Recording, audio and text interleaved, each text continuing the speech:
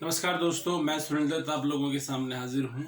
आज हम पर्यावरण अध्ययन के अंदर पढ़ेंगे दहेज प्रथा। दहेज प्रथा के कारण, प्रभाव एवं उपाय जो भारत सरकार के द्वारा प्रयास किए गए उन सभी के बारे में हम पढ़ेंगे। शुरू करते हैं। कारण की बात हम करें तो सबसे पहला कारण रहा अशिक्षा। महिलाओं का अशिक्षित होना भी सबसे बड़ा कारण रहा दहेज प्रथा के प्रति। महिलाओं को न पढ़ाने की वजह से उनके वर पक्ष के जो लोग हैं वो दहेज की मांग करते हैं। दूसरा जो कारण रहा वो क्या था? गरीबी। भारत सरकार में गरीबी बहुत ज़्यादा है। 1951 में जब पहली पंचवर्षीय योजना शुरू की गई थी तब से लेकर के अब तक गरीबी हटाओ या गरीबी उन्मूलन के नारे दिए जाते हैं, लेकिन भारत में गरीबी आज तक नहीं हटी।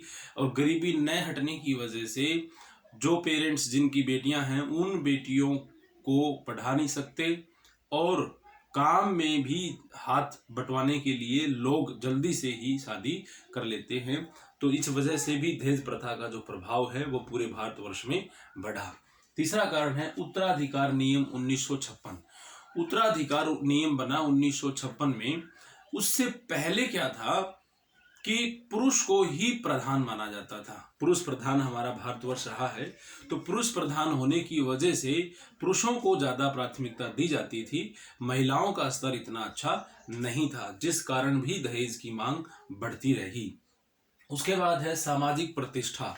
लोगों का ये मानना था कि हम समाज में इतने धनवान व्यक्ति हैं तो हमारे घर जो बहू आएगी वो इतना ज़्यादा पैसा लाए, इतना धन लाए कि हमारी सामाजिक प्रतिष्ठा जो है वो और बढ़े। इस सामाजिक प्रतिष्ठा को बढ़ाने के लिए भी लोगों ने दहेज की मांग को बढ़ाया।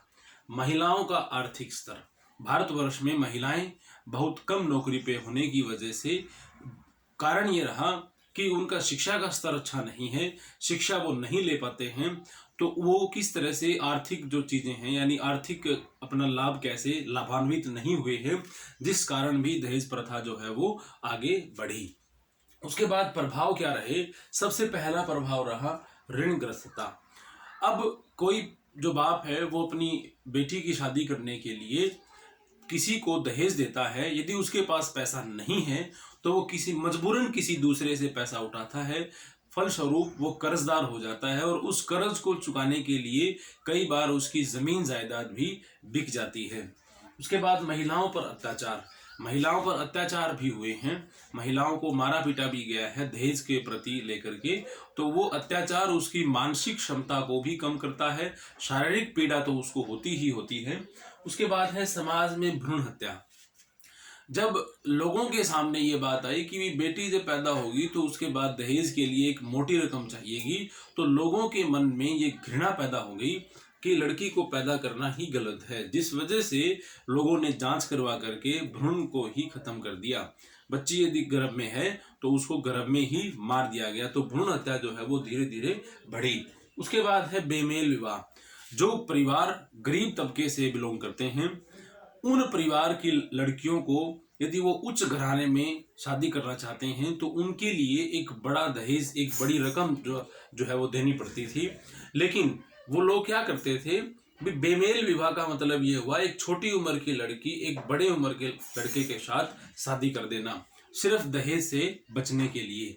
ऐसा भी हुआ है, जिस वजह से उसकी मानसिक क्षमता तो कम हुई है, साथ में शारीरिक विकास, ज्ञानात्मक विकास, संज्ञानात्मक विकास जो है वो सब विकास भी इसकी वजह से बाधा में रहे हैं। अब हम पढ़ेंगे कि भारत सरकार द्वारा कौन कौन से प्रयास किए गए जो दहेज प्रथा को रोकने के लिए थे। सबसे पहले दहेज निरोधक कानून बनाया गया 1961 में, जो भारत में लागू हुआ 20 मई 1961 को लागू हुआ। इसको और ज़्यादा शक्तिशाली बनाने के लिए भारत सरकार ने इसमें संशोधन किया 1984 में और 1986 में।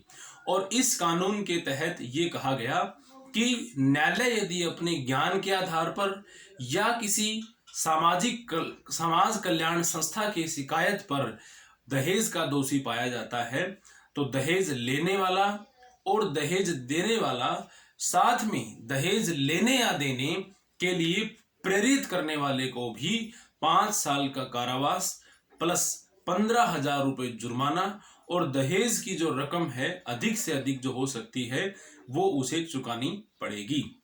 ये कानून बनाया गया 1961 में। उसके बाद में समस्या क्या आई सामने, कुछ लड़कियां, कुछ बहुएं ऐसी थी जिनको मार दिया गया, तो सरकार ने एक कानून और बनाया, आईपीसी इंडियन पैनल कोड के तहत अनुच्छेद 304 बी बनाया गया। उसमें कहा गया यदि किसी लड़की की मृत्यु शादी के 7 साल के अंतराल में किन्हीं असामाजिक परिस्थितियों के अंदर, असामान्य परिस्थितियों के अंदर यदि पाई जाती है तो उसके लिए उसके परिवार वालों को, उसके पति को उसके लिए प्रमाण देना पड़ेगा कि ये किस वजह से हुई है। यदि वो दोषी पाए जाते हैं तो उनको 7 साल से लेकर के आजीवन कारावास का प्रावधान करता है अनुच्छेद 304 बी। उसके बाद में एक अगली समस्या ये आई सामने कि इसका सुझाव जल्दी से नहीं हुआ, इसका समाधान नहीं हुआ।